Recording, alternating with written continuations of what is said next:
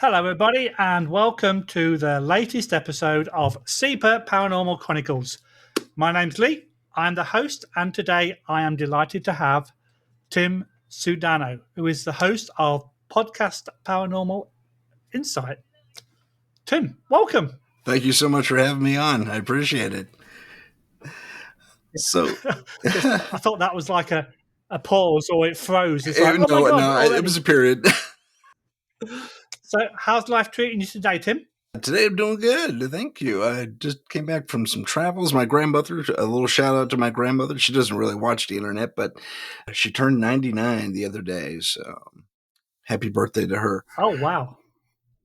And we had a little celebration. Happy birthday to your grandma. That is an awesome ripe old age. Yeah, that's for sure. That's a milestone for sure.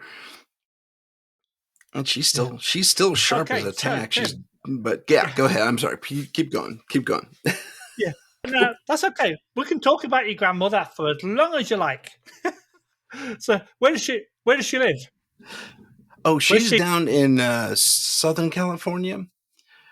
So she's about 600 miles away from me, but it was worth the trip to go say happy birthday to her. That was good stuff. Now, did you drive or did you fly? I drove. Yeah.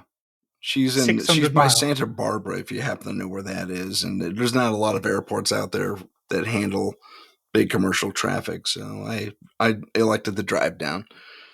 That's it. I know it's in California, and that's about as far as it goes. Okay, yeah. Yeah. It's like me asking you about things that are in England or Canada. It's sort of like, oh, I might surprise you. But we now have a quiz at the end of the podcast. Sorry, forgive the interruption there. That was a ringtone. I'll mute my phone so that doesn't happen again. That was the Star Wars. Yeah, sorry. I hope we don't get a copyright problem. Oh, that's funny. I can say you're a bit of a nerd because I do a lot of Comic Cons. Yeah. So, do you? Like, I hear that music. Yeah, I hear that music all the time. Oh, all the time. You do. You hear the cons all the time. Okay. So, Tim, the reason why you're here, you're another podcaster that does podcasts on the paranormal, as am I. So, let's start at the very beginning, and if you can please tell me how your paranormal story began. My story began when I was a little boy, roughly 3, maybe 4. And it's the first time ever I saw a ghost. And it was a decidedly appealing ghost, I guess, as ghosts go. But it was me asleep. I slept with my door open back then. And we lived in this little 2-bedroom apartment. And suddenly the living room light pops on. And in walks this, I can only describe her as a stewardess or airplane steward or whatever they say nowadays. But back then they were called stewardesses. But anyway, she's wearing a uniform that's green on one side, it's a vest, blue on the other. And I think she had a skirt that had the same pattern. So it looked like a steward's uniform, and she had like a white blouse or something underneath that. And she had the short, I'll never forget the way it was. She had the short bob haircut and blonde hair, fair-skinned, and she walked in like she hits my room was at one end of the hall, and then my parents at the far end of the hall. She walks in from the living room. That entryway is right by my room, and I'll give you an example. She looks to me like this, puts her hands on her hips, and starts yelling at me. However, there's no sound whatsoever, and she was almost opaque. You know, she was ever so slightly transparent, but not by much, like she was supposed to be there somehow. And so she starts yelling at me. I freak out. I close my eyes. I pull the blankets up over my head, and I'm like this. I hear nothing. I feel nothing. And finally, I relent, and I open my eyes slightly, and she is right. I'm prone, right? When I do this, and she is right here. She's in my face, and she scowls at me. She says, her mouth says something. Again, no noise is coming out of this woman, and I freak out. I yell, and I get up, and I run through her. And I'll never forget the chill that chased me afterwards. I just like going through I don't know, if you're walking to a freezer and suddenly, bam, it's super cold. It was like that. And I ran, I got my mom. My dad had nothing to do with it. I go take care of the kid. And she walked me back to the room and she sat with me a bit and calmed me down. It was probably just a bad dream. How'd you turn the light on? Now, I don't know about England or Canada, but in building codes back then, the light switches were set higher. I'm dating myself. This was in the 70s when I was a little kid. And so the light switches were set higher. They weren't set where they are now. In fact, if you look back here, this house is built in the 70s. So light switches are halfway up the door. Now they lowered them. But at 3, I couldn't even reach that if I jumped. So how'd you turn the light on? I didn't. The lady turned it on. And that's kind of the end of my story. As far as that's concerned. Wow. So that was my first ghost experience ever. So, saying what you've just told me, did you, when you grew up a bit, this, you obviously still remembered this, did you actually manage to do any research to what potentially could have caused this? Like, was there a plane crash nearby or anything along those lines? I did a uniform research. It seems there was something. It was one of the airlines that went defunct over the years. Like, it's not TWA. It could have been PSA. It could have been not American Airlines. Yeah, I think maybe it was PSA at one point. They had the green and blue. I can't remember why, but they did. And or it could have been a local hopper that she was on. But they did have enough plane crashes there that, yeah, could have been one of them.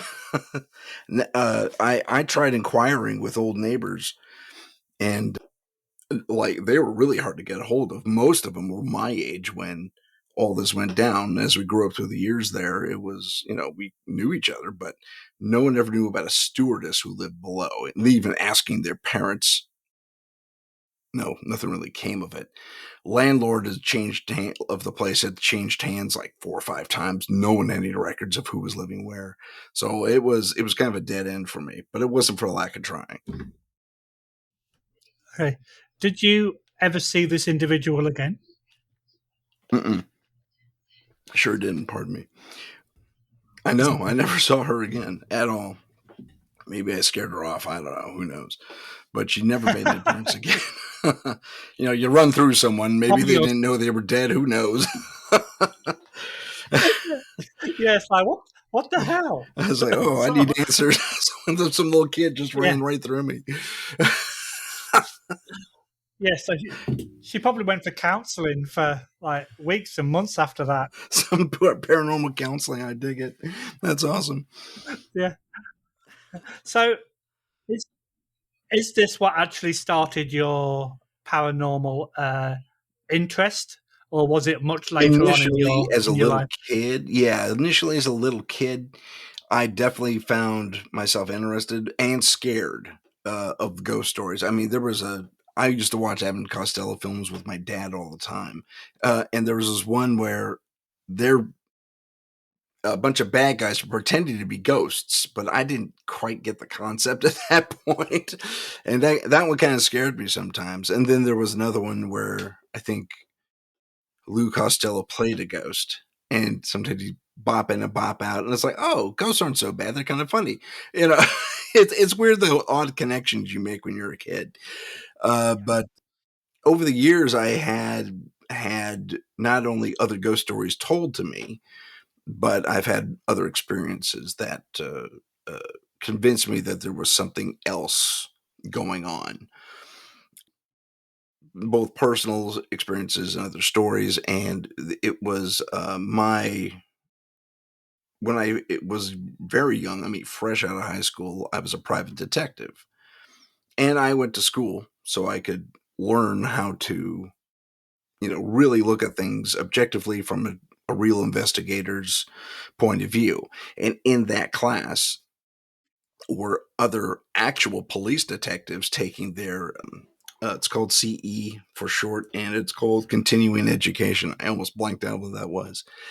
Well, the course was the course. I mean, for them, it was old hat. And for me, it was boring as sin. And mostly it was me just talking to these guys, listening to their experiences and following their example that taught me everything I really could ever learn, more so than what the class actually offered. So they were an invaluable resource. And I learned how to be a better detective because of them rather than the course itself. No offense to the instructor. I'm sure you're a fantastic dude, but I just couldn't keep up. Well, he kind of droned on the same thing over and over, and it was like, oh yeah, okay, end of class. Whoops. Oh yeah, Guess I'm yeah, going to fail that yeah. class anyway. I've had those.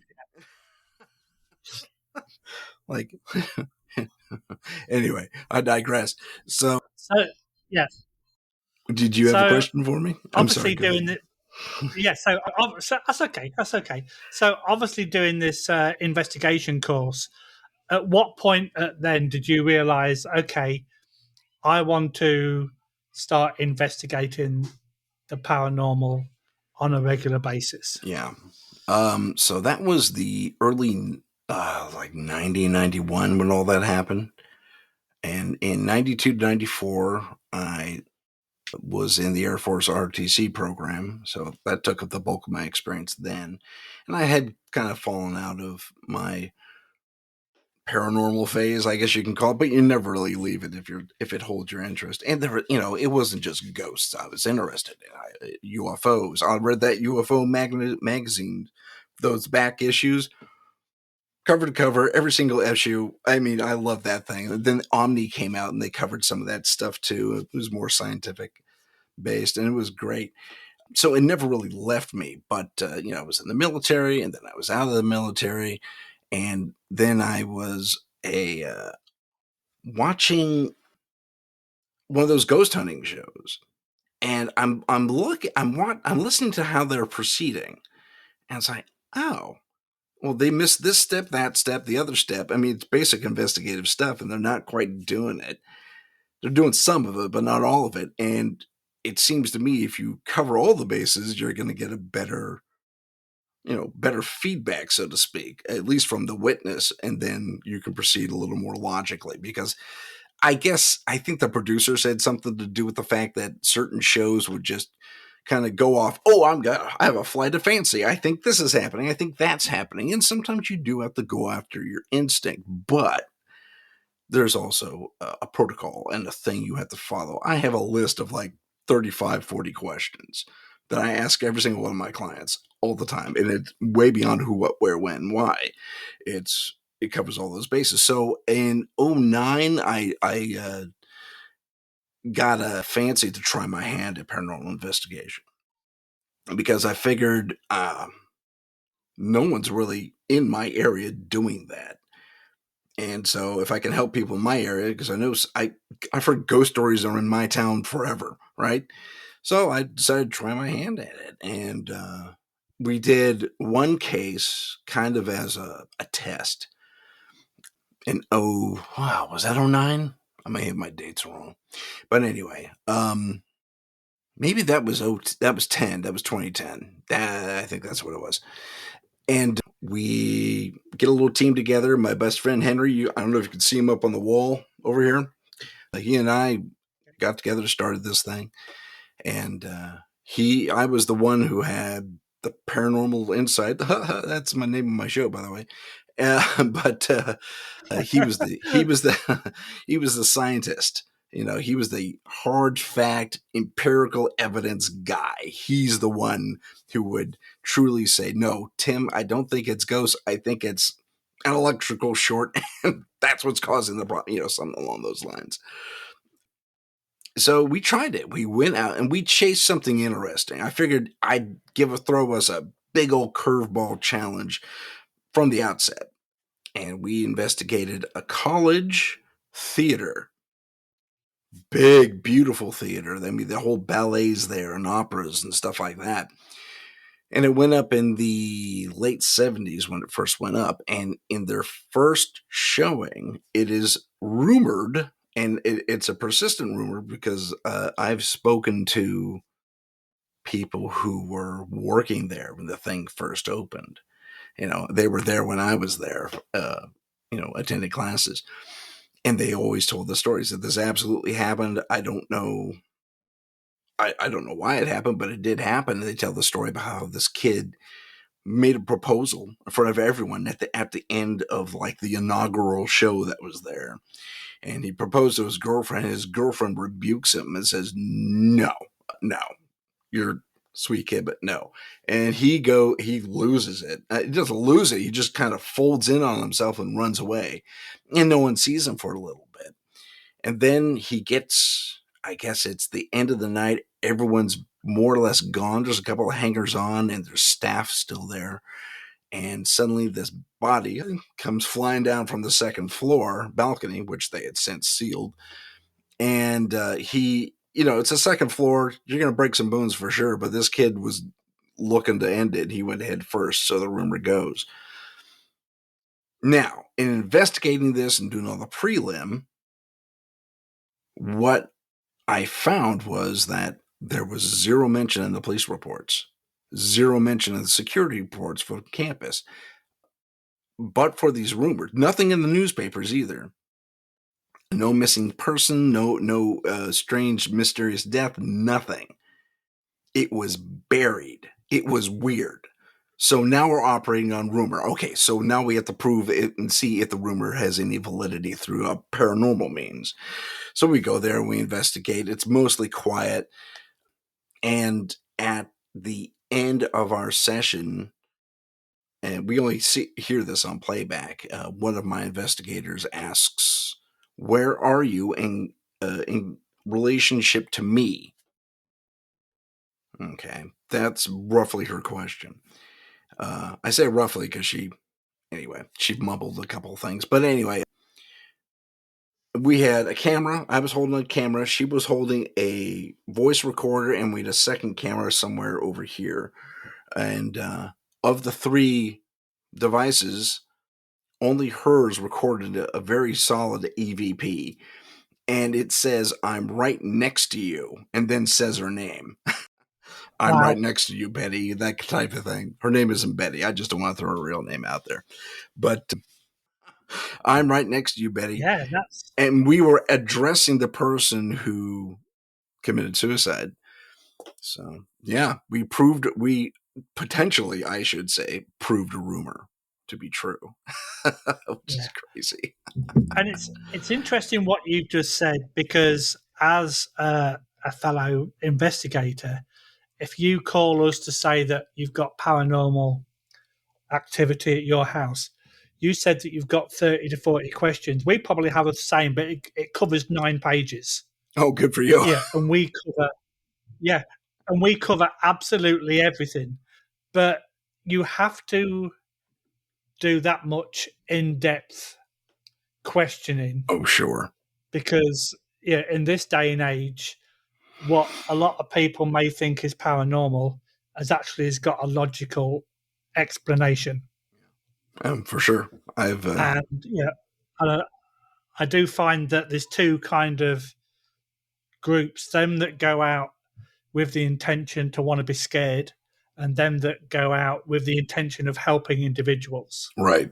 And I think there is a split between the two of which parties want to do what. Oh, there's a definitive split. Yeah. Oh, sure. So the team that you talk about, is this S.C.A.R.I with the T-shirt that you're wearing? Yeah, or was S.C.A.R.I, this another group? It stands for the Seekers Seekers. I can't say my own name. The Seekers of California for Aethereal, spelled Aethereal. I can't spell either. Investigation. So scary. Yeah. I'm really glad you said that, because I was thinking ethereal. I sort of like if I stumble over that, that's kind of took from the Latin that A sound, and I was like, yeah, that starts with an A. Yeah. Otherwise, it would have been scary. what it says. That's very true. That's very true.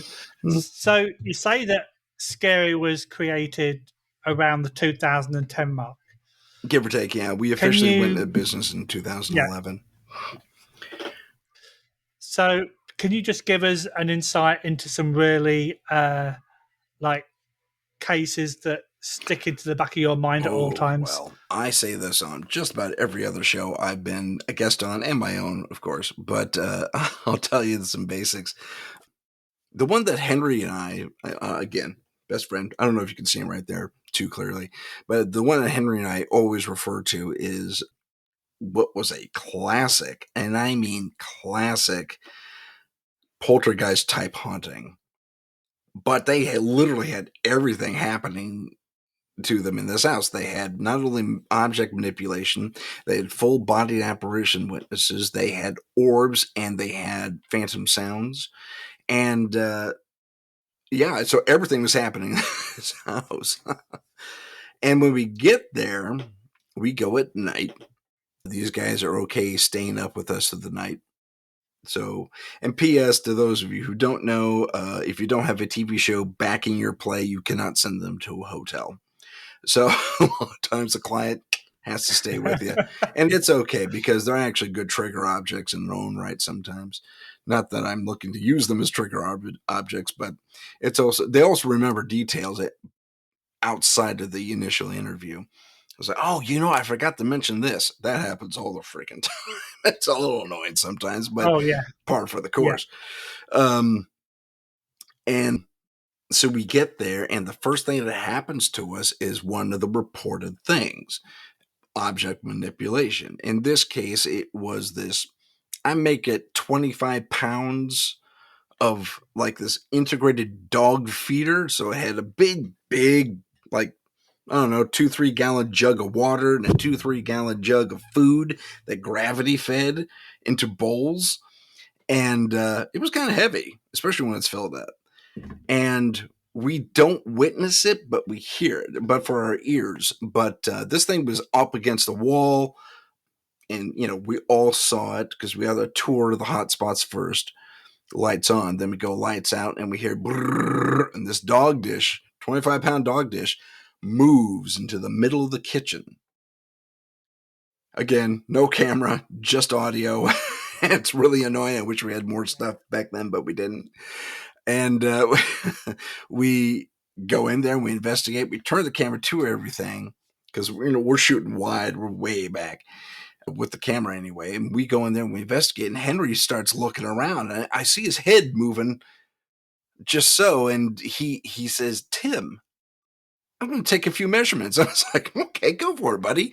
And he measures where the dog dish lands, laterally, horizontally, or whatever it is on the floor. Longitude, latitude, I guess would be the best way to put it. And this thing hit the exact center of that kitchen. The exact center. I mean, if we're off by a millimeter, he would be surprised. It was amazing. So we push it back. We wait for it to happen again. It doesn't. Then we go back investigating the rest of the house. On playback, we witness an orb, and I didn't believe in the orbs up until this point. An orb actually passes through my back, out my abdomen, I can't talk, and then through my arm and out the other side. And it wasn't a bug. A bug wouldn't do that. There were no bugs in that house. But it was bright too. It was brighter than any of the occasional dust or vapor that happens in a house if it's a dirty place.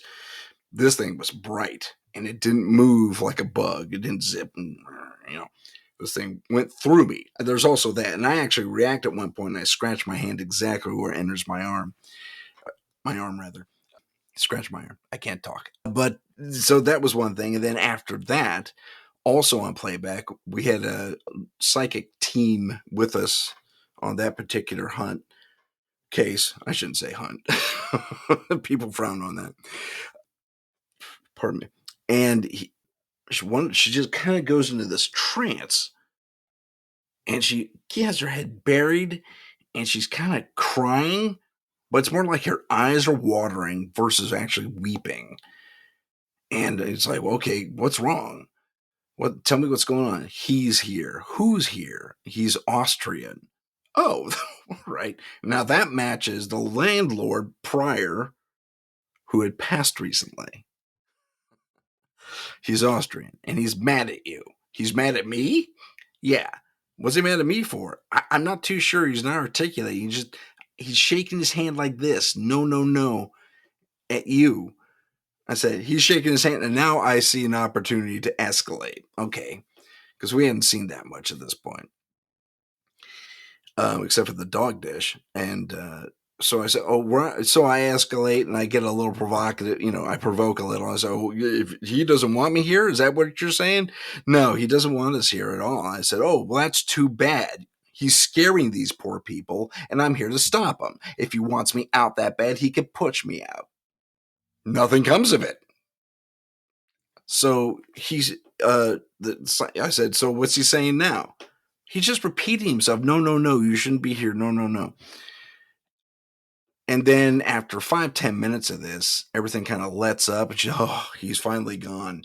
On playback, behind, we were all sitting kind of center this is in the master bedroom where this happened. We're all sitting center, and behind her is a full-length mirror. We see a human form step out of the mirror, and he's kind of staticky, white, like it's like a blurred, like TV snow, right?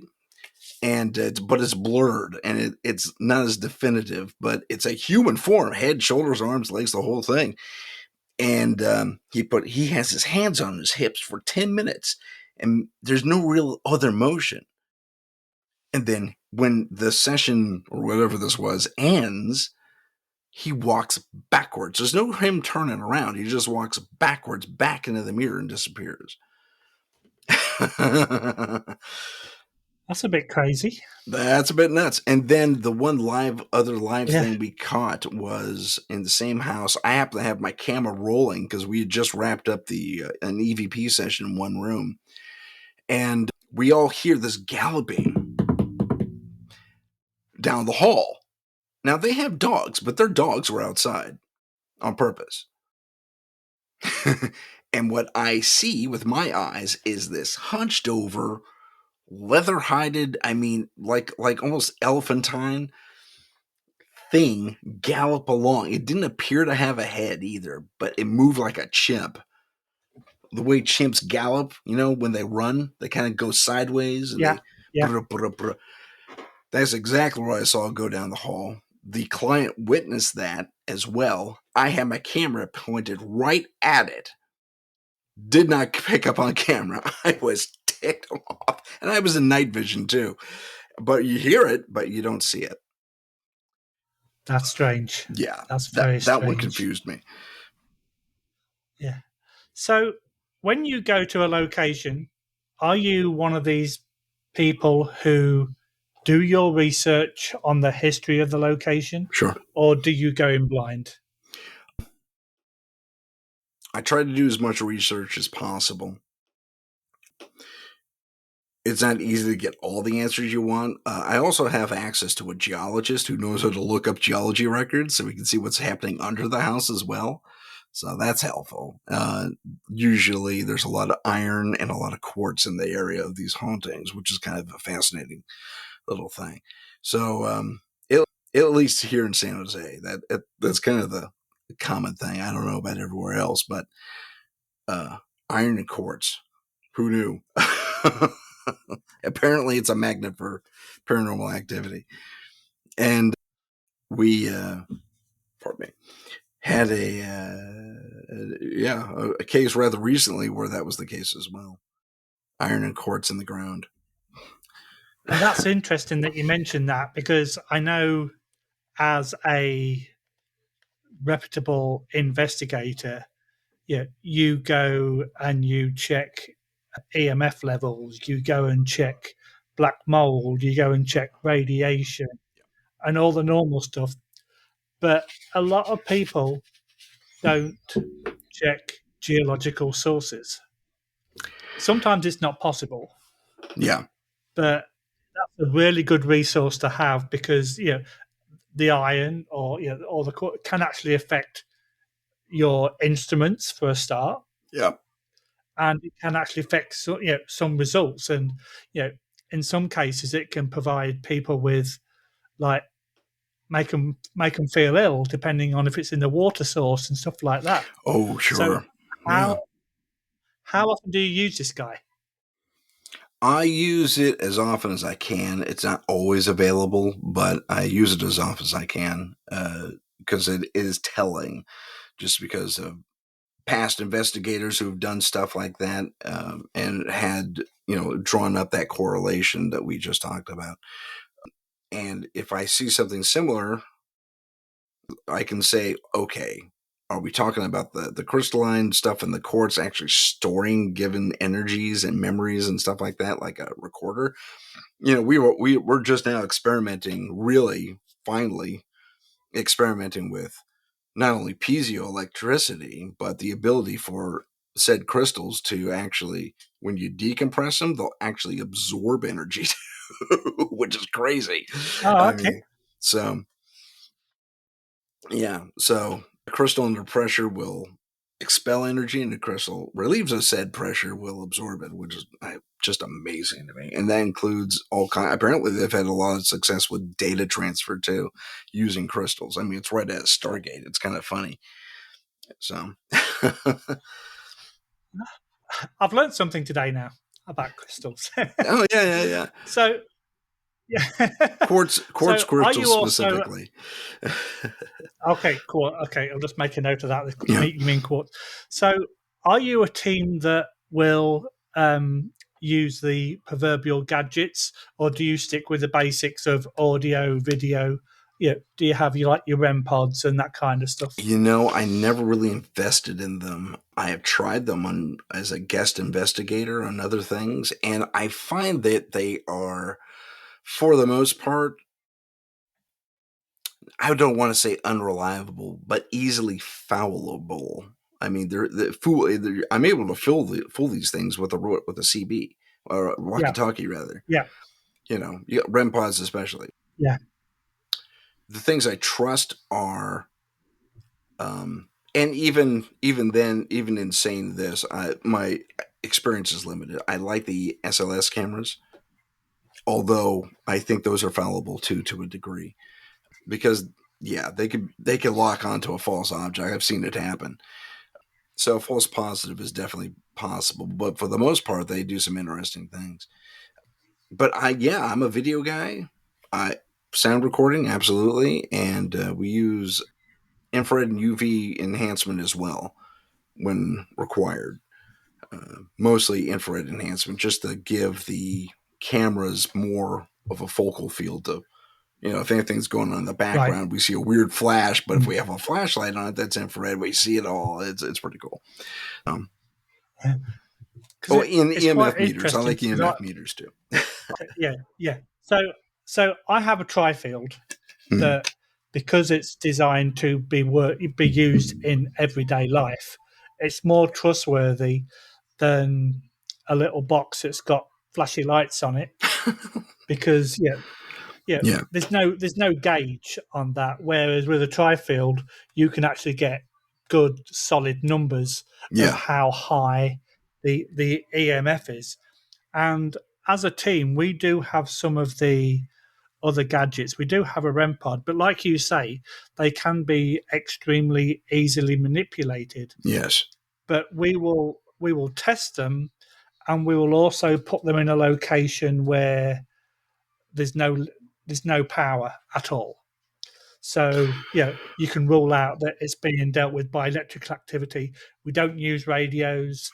All the cell phones are either kept at the base station or put in airplane mode. But even then, we keep everything that can interfere with them away from them. So if they do go off, we don't say, "Oh, that's gone off because of X, Y, and Z." We look into the reasons why it went off. So was there any electrical activity close by? Did somebody accidentally use their cell phone? And that kind of thing. So we do use them, but we don't rely on them, like you said, because of all the false positives. Right. No, I mean, that's the chief reason I didn't invest. Radios, if I'm investigating like a giant mansion, might come in handy, but at the same time, I would just say yell. Yeah, yeah, Because exactly. like I said, I remember it wasn't just me too. A few other investigators, even some of the TV investigators have run into that too, where they get a false positive because they're chatting on the radio. So that's a good practice. Keep your phones in airplane mode. Yeah, we do our best to do that as well. I do have a couple of phone apps I like to use when it comes to the. I just forgot what they're called. The speak bot. Oh Spirit gosh, box. Spirit. Oh my god. Yeah, Spirit box or the Ovulus or something along those lines. The word bank. Some of those are I'm 50-50 on using the word bank, but we've had some interesting results where the same words pop up on two different word banks, and that's kind of our gauge. It's like, oh, okay, or very similar words that mean the same thing. So once in a while, I'll yeah, give the Ovulus or whatever that a spirit box a credit, but at the same time, you have to imagine it was built for entertainment chiefly. yeah, So yeah. not And to scare and the that's the user. important. Yeah, that's the important thing. Because I always tell people, if you are going to use something like an app, or you're going to use an Ovilus or a Spirit Box, just because it is throwing words out, it doesn't mean that these words are relevant to the investigation. Right. And that's the kind of thing that you have to enforce. So a perfect example: we went to an investigation last year in a private dwelling, and as you pull up to the house, there was a cemetery on the left, a graveyard on the right. Half of his house was built 1875, half of it was built in 1950. Okay. And when we went into his basement, we switched on one of these apps, and it came up with cemetery graveyard 1950. Huh. But we only switched it on. We only switched it on when we went down into the basement. Okay. So yeah, so it's Yeah. like, okay, explain that, and we couldn't. It was so weird. Yeah. I mean, it's. I find it interesting when those devices come up with relevant terms, and sometimes you can build upon just the human mind, the way it works. It can build upon certain terminology or words in particular. But I mean, that's pretty close. Cemetery graveyard 1950, and those are the facts before you even turn the thing on. So there you go. Yeah, Do yeah. you operate So those in airplane is mode there as any well? exactly? Yeah, exactly. We do. Good, Yeah. good, good, So good, that good, made good. that made it even more. Yeah, yeah, Yeah, yeah. yeah, Perfect. yeah. So do you have a favorite kind of location that you would like to investigate? I the bulk of my experiences have been in personal homes. There was one instance, I think it was a couple of years ago now, where we went to a haunted attraction called the Winchester Mystery House out here in California. And if you haven't heard of it, look it up. There's even a movie about it called Sarah Winchester. You can watch that and get a general idea of what happened. But Sarah's story is interesting. She had this gigantic mansion. She was part of the Winchester gun family, the weapon that won the West here in America. I don't know about Canada necessarily, but probably. But anyway, they built this huge place, and it was on a sprawling bunch of acreage out here back in the day. And after her husband passed, she consulted a spiritualist, and that spiritualist got in touch with a who knows what, a spirit or whatever. And she gave her an interesting thing. She says, keep building, and it'll keep all the bad spirits at bay. Excellent. Okay, so she did that. She Okay. kept building. This mansion ended up with something like 199 rooms, 3 floors, and a footprint of almost like half an acre or something like that, something crazy like that. And anyway, so we go there, and it's just, we hear about the hauntings and the spirits, and we know sometimes they see Sarah Winchester herself and all that. So we went as a team on the tour, and at one point in the tour, and I've been to this place several times myself as an individual, never saw anything. But on this occasion, I look back because we're cheating. We're hanging back ahead of behind the tour, and we're taking little videos and stuff. And I'm son of a gun if I didn't stop my video, and I'm about to leave, and I see this dude with a mustache and a hat and coveralls working on something like he's sawing or hammering. I couldn't tell which. And he looks up and he kind of smiles, and then he goes back to work, and then he fades away. And he was kind of purplish in his hue. Just the whole thing had a purple hue to it. And I tell my team, they said, "Oh, that's crazy. That's nuts. Okay, document that." And I do my best, and on we go. Maybe another 10 minutes into the tour, we hit the service stairs going up to another location. And if you look on below me on the wall of the steps, there's a few of the workers here. And if you look to the left of this one picture, there's this guy that always shows up. People always see him around the grounds. And we think his ghost is stuck here. His name was this, that, and the other thing. Well, so that guy was that guy. Across the front row of these workers was the guy I saw in the hat with the mustache, the big handlebar mustache, same overalls and shirt, and he had this plucky little smile to him. I was like, "Dude, that's the guy." I pointed it out to my team. It's like, "Oh my gosh, we saw one for real." Or at least I did. That's pretty bizarre. Yeah. So I still get chills thinking about it. At what point? Well, that's good because that makes it all part of the fun. Exactly. So after being an investigator with S.C.A.R.I for a few years, at what point did you decide that you were going to start doing Paranormal Insight, the podcast? Paranormal Insight came about as did with me recently because of the pandemic. I still wanted to help people. No one was calling us, and no one would be calling us for a while. And just because of the lockdown and everything else associated with that. And it was a way to continue to help people. So I hopped on, I think I was a guest on the podcast first. And then my partner in S.C.A.R.I, JJ, I think maybe you met her or interviewed her. Yeah, I'm planning to interview her in a few weeks when she's fully recovered from a incident. Gotcha. Anyway, she said, "You know what? You should be a guest on this guy's show." I was like, "Oh, yeah, okay, I'll do that. Why not?"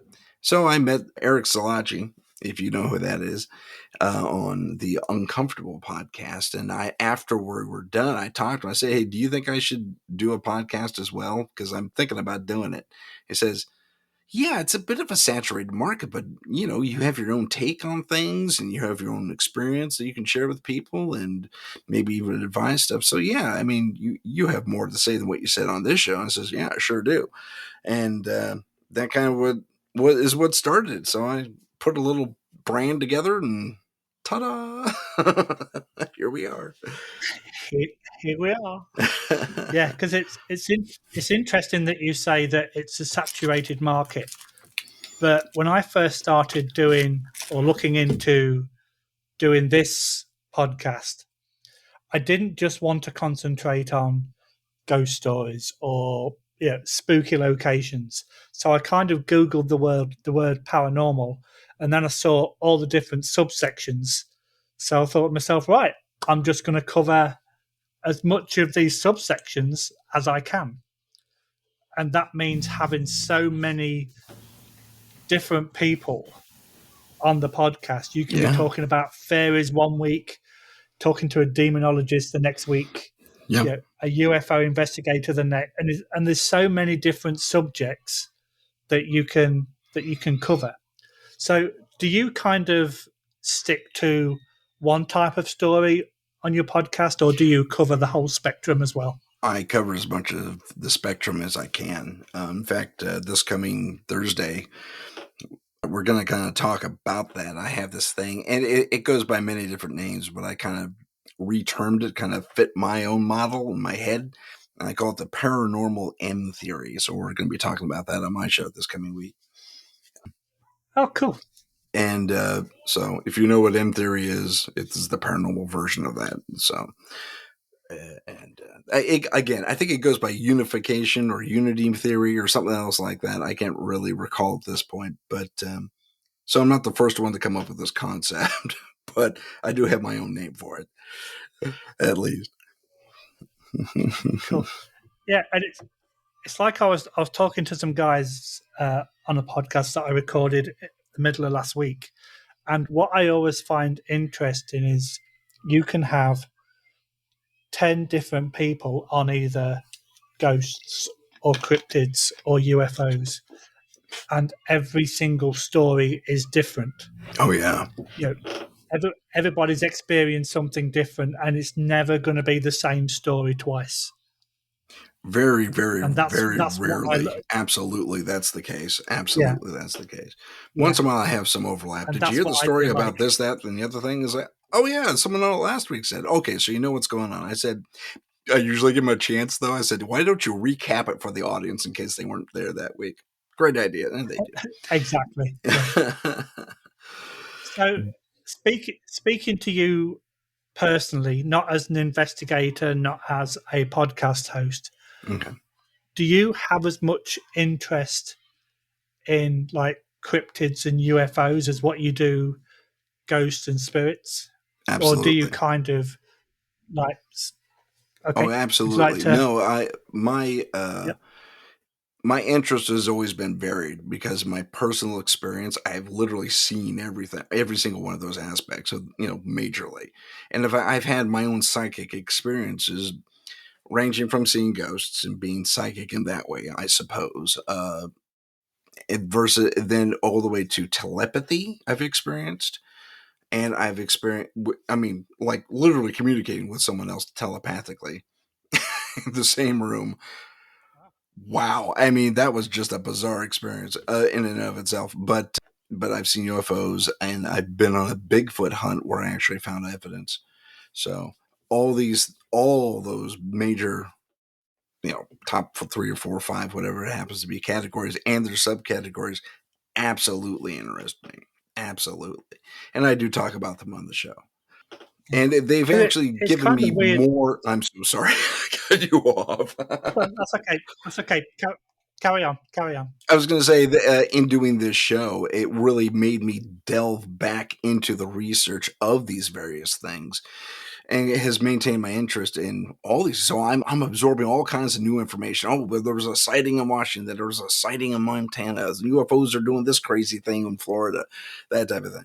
But so yeah, I'm very much into pretty much the entire paranormal spectrum. That's really cool. Okay, Tim, we are coming towards the end. So, where can people find you? Where can people find your podcast? And what's next on the agenda for Tim? Next on the agenda for Tim. Okay, I'll go backwards if that's okay. So, as I mentioned, this coming Thursday, 12 p.m. Pacific, 3 p.m. Eastern in the U.S., uh, we will be having a discussion about the paranormal M theory, or sometimes called the unity theory or the unified theory of the paranormal. Basically talking about all the things I've seen, all the things that have been discussed on the show, and what the possible interconnectivity and relationships are between all these different things. You can find that show on the UPRN Network, and they go by the, oh my goodness, I'm going to blank on the name now, aren't I? The UFO paranormal something. It's on YouTube, but look up the uprn.com. You can go right to the proper site. I can be found on YouTube individually as well. I simulcast my show to the UPRN network. I can be found on youtube.com/the @paranormal_insight. Or if you want to talk to me directly, paranormal.insight.podcast@gmail.com. I will respond to you. And I am also on the internet. Mostly it's just intro videos of what's coming up next for me. Little teasers. Not even teasers, really. They're just me saying, hey, here's what's coming up. Here's the guest. But I can be found at paranormal.insight on Instagram. That's it. Okay, that's it. Okay, my friend. I know that you and I are going to see each other like very soon. Very hopefully. soon. Maybe Lee's in going to about be a a week. guest on my show. Yeah. Oh, you've just let the cat out the bag. Oh, did I see that? Oh, no. Not a problem. Tim, it's been an absolute pleasure talking to you. I've loved hearing about your stories and about S.C.A.R.I. And thank you for your time. And I'll be seeing you again very, very soon. Very, very Thanks soon. a lot, my friend. Fantastic. Thanks for having me on. I Take appreciate care. it. You're welcome. Bye-bye. Bye-bye.